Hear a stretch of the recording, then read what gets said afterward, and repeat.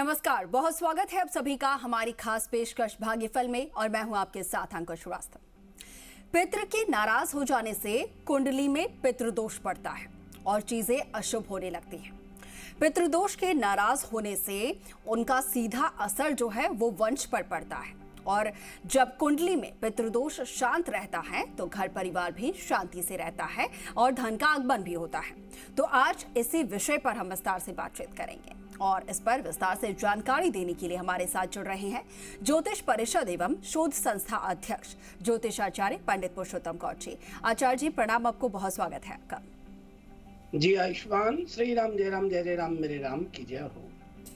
देखिए, आज का जो हमारा विषय है बहुत ही महत्वपूर्ण है, पितृदोष, जिससे कि कई लोग परेशान रहते हैं। उस पर विस्तार से बातचीत करेंगे, लेकिन उससे पहले अगर आपके मन में भी कोई शंका है या फिर आपके जीवन में कुछ परेशानी चल रही है तो आप भी सीधा हमारे साथ जुड़ सकते हैं और आचार्य जी से तुरंत अपनी समस्या का हल भी जान सकते हैं। और इसके लिए हम हमारा नंबर टीवी स्क्रीन पर फ्लैश कर रहे हैं, जिस पर आप कॉल कर सकते हैं 012071533826 012071533787।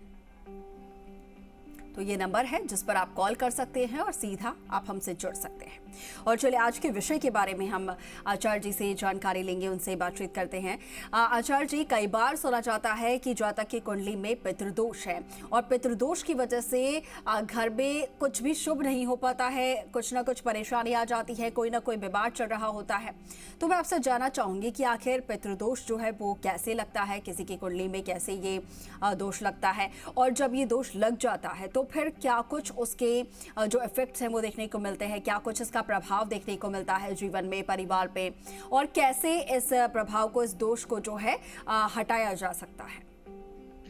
देखिए, आज का विषय बहुत ही महत्वपूर्ण है क्योंकि हर तीसरे व्यक्ति को पितृदोष से प्रभावित देखा जा रहा है जी।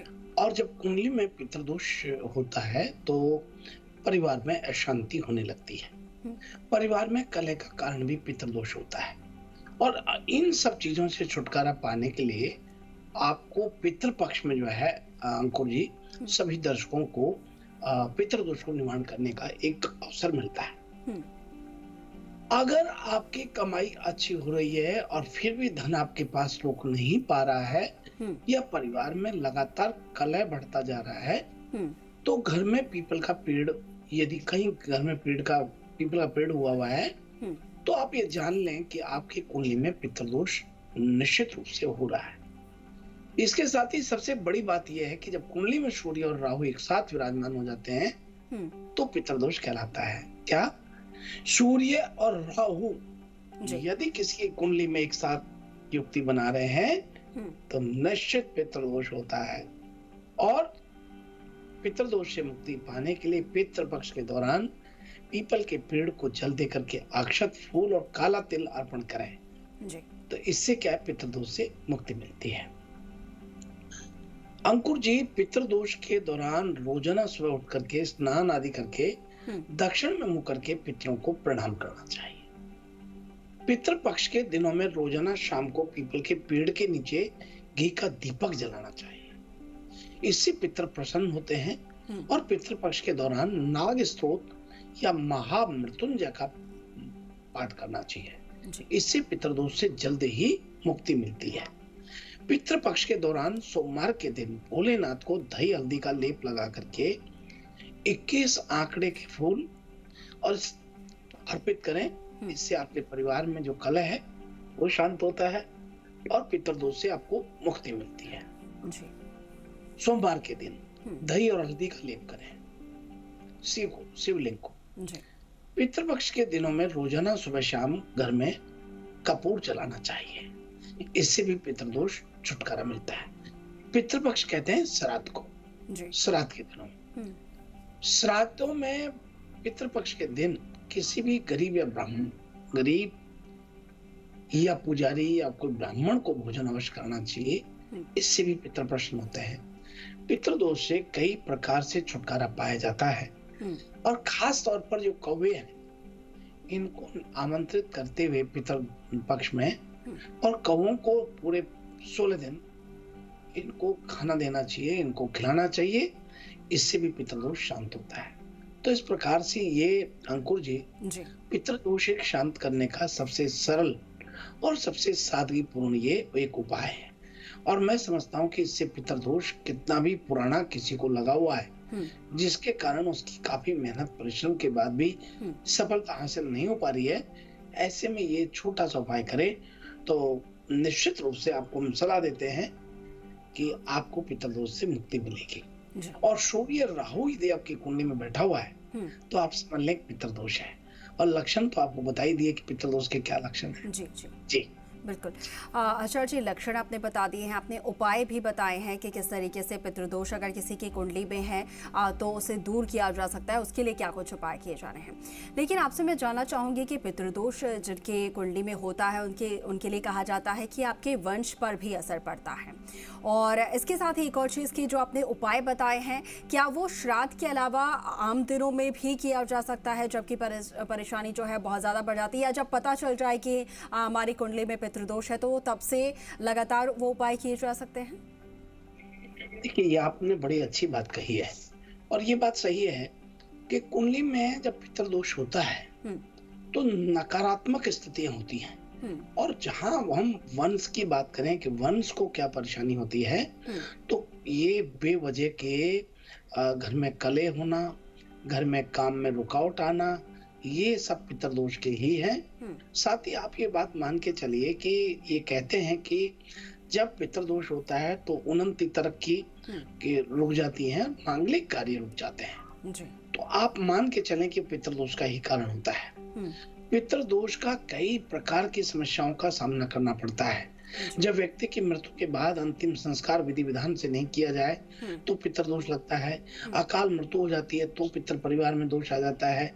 जिन लोगों की कुंडली में पितृदोष होता है उन्हें जीवन में काफी कुछ झेलने को और अड़चने को सामना करना पड़ता है और पितृदोष के कारण दुर्घटना होने की संभावना बढ़ जाती है।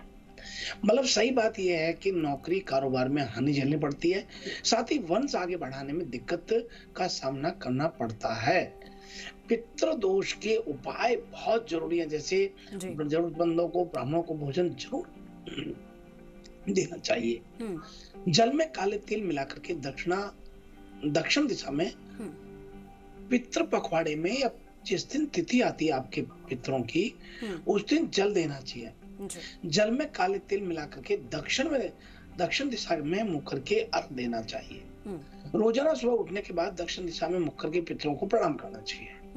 पितृदोष को दूर करने के लिए आर्थिक रूप से कमजोर व्यक्तियों की मदद करनी चाहिए। शाम के वक्त दीपक जला करके नाग स्त्रोत, पितृ स्त्रोत नहीं, नाग स्त्रोत, महामृत्युंजय मंत्र और रुद्र सूक्त या पितृ स्तोत्र का नवग्रहों का पाठ करना चाहिए जी। तो ये बहुत छोटे छोटे उपाय हैं पितृदोष की मुक्ति पाने के लिए। गरीब कन्याओं के विवाह में मदद करनी चाहिए। गाय का दान पितृदोष की मुक्ति देता है। घी में डुबो करके कपूर जलाने से पितृ शमन होते हैं, पितृदोष का शमन होता है। तो प्रतिदिन सुबह शाम घर में कपूर जलाएं। और ये बताए गए छोटे छोटे उपाय हैं जिन्हें करने से मैं समझता हूँ कि निश्चित रूप से पितृदोष का एक बहुत सरलता से, सादगी से आप उपाय कर रहे हैं। जी बिल्कुल बिल्कुल आचार्य जी, बहुत छोटे छोटे उपाय हैं लेकिन बेहद महत्वपूर्ण ये उपाय हैं, क्योंकि कई बार देखने को और सुनने को मिलता है कि पितृदोष की वजह से पूरा परिवार जो है वो परेशान रहता है। तो आपने जैसा कि ये तमाम जो उपाय बताए हैं हमारे दर्शक जिन्होंने सुना है और अगर उनकी कुंडली में पितृदोष है तो उनके लिए बहुत ही लाभकारी होंगे ये उपाय। इसके साथ ही आचार्य जी हमारे साथ दर्शक भी जुड़ना शुरू हो गए हैं कॉल पर, तो उनका भी रुख कर लेते हैं, उनसे भी बातचीत कर लेते हैं। बहुत स्वागत है आपका, बताइए क्या जानना चाह रहे हैं आप आचार्य जी से। जी नमस्कार, स्वागत है आपका। मैं जितेंद्र सिंह बोल रहा हूँ, राजस्थान जिले से। जी हाँ जी, मैं अपने बहन के बारे में पूछना चाहता था सरला जी से। बताइए। आचार्य जी से पूछ रहा था, मेरी बहन की शादी हो रही है, मेरे अंदर पति पत्नी के बीच में कुछ बनता नहीं है, उनके ससुराल में किसी से बनती नहीं, क्या कारण है? जितेंद्र जी, आपका हमने प्रश्न सुन लिया। आपका बहुत स्वागत है हमारे भागफल कार्यक्रम में।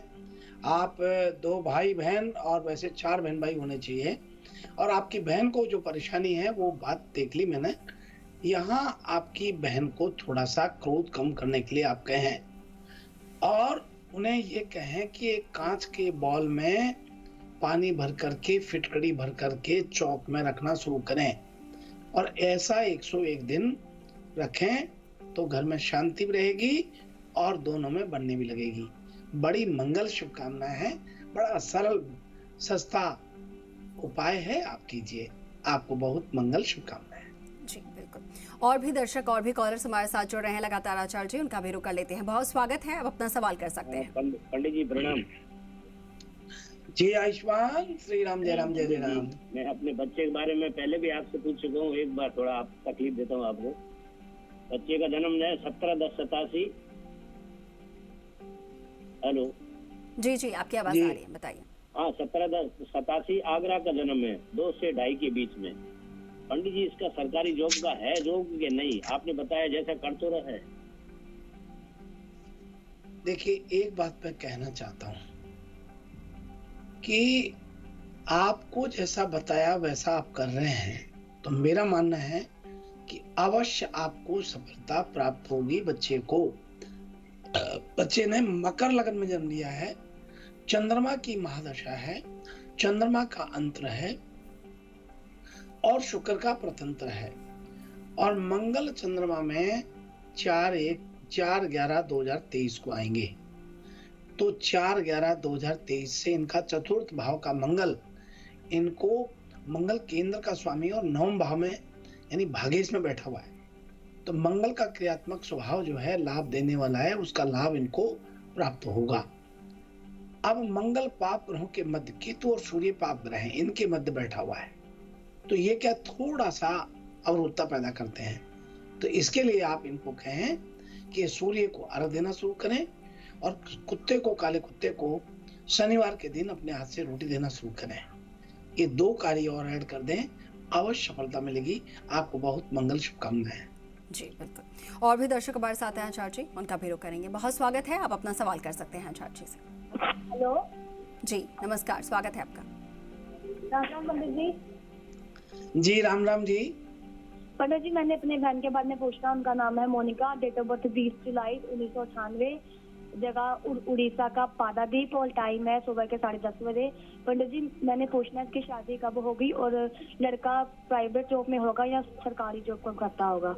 पहले आप लाइन पर रहिए, आप ये बताइए कि आज तक जो भी आपको उपाय बताए गए हैं उनसे आपको और आपके परिवार को और आपके सभी मिलने वालों को आप पूछती रहती है लाभ हो रहा है या नहीं?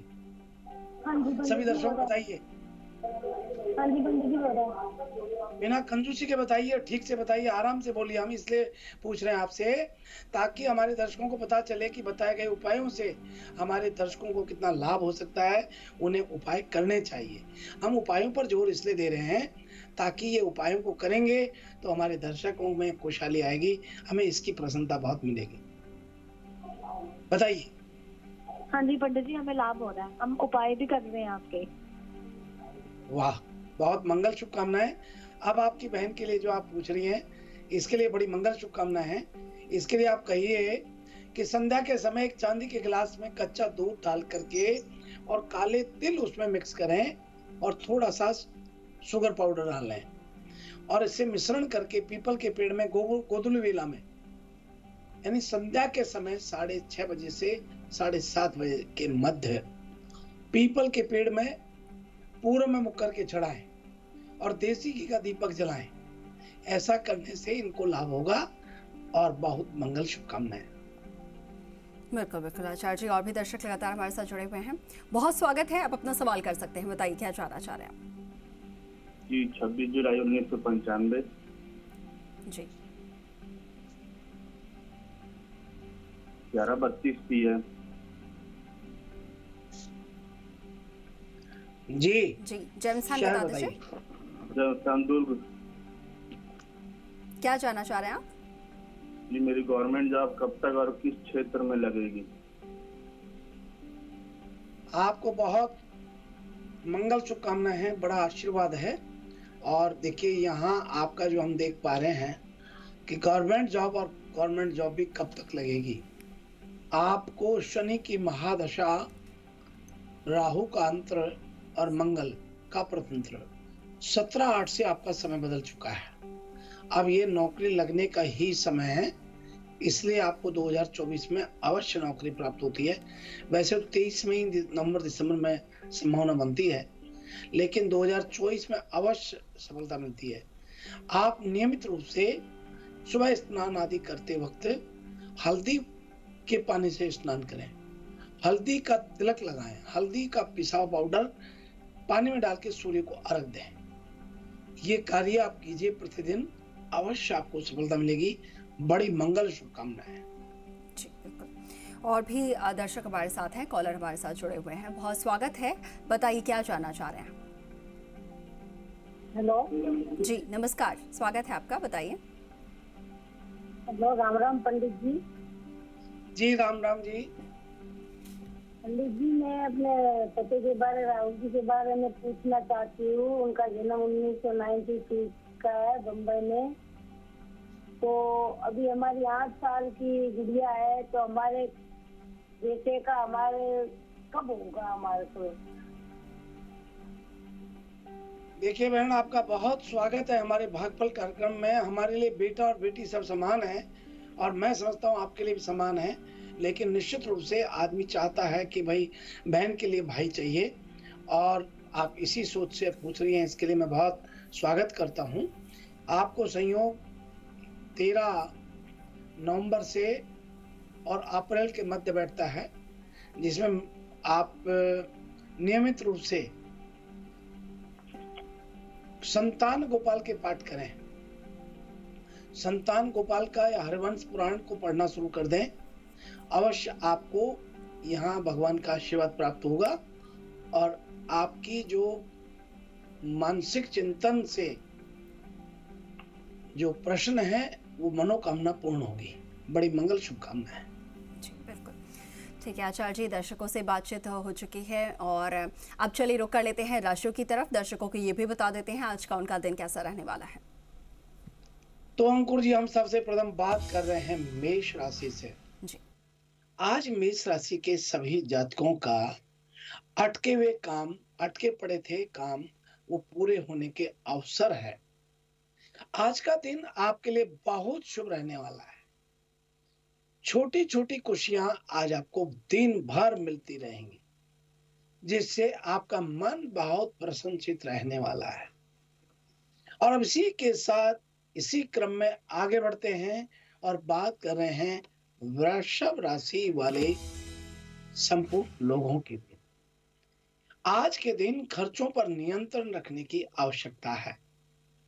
परिवार के किसी सदस्य कोई दुखद समाचार आज आपको मिल सकता है। ऐसे में व्यवहार में संतुलन बनाए रखें। वहीं आज आपको संध्या के समय कई खुशियां भी प्राप्त होंगी। और अब आइए हम बात कर रहे हैं मिथुन राशि वाले सभी दर्शक। मिथुन राशि के जो कुंवारी बच्चे हैं और आपके विवाह की बात कहीं चल रही है, तो आज वो रिश्तों में तब्दील होने की संभावना दिखाई देती है। आपकी माँ का मन आज काफी उदास सा रहेगा। किसी भी चीज की जल्दीबाजी से आज आपको बचना चाहिए, अन्यथा भविष्य के लिए हानिकारक रह सकती है। और अब आइए इसी क्रम में अगली राशि की बात करते हैं, कर्क राशि वाले सभी। किसी से कुछ कहना चाहेंगे, लेकिन आपका शर्मीला स्वभाव ऐसा करने नहीं देगा।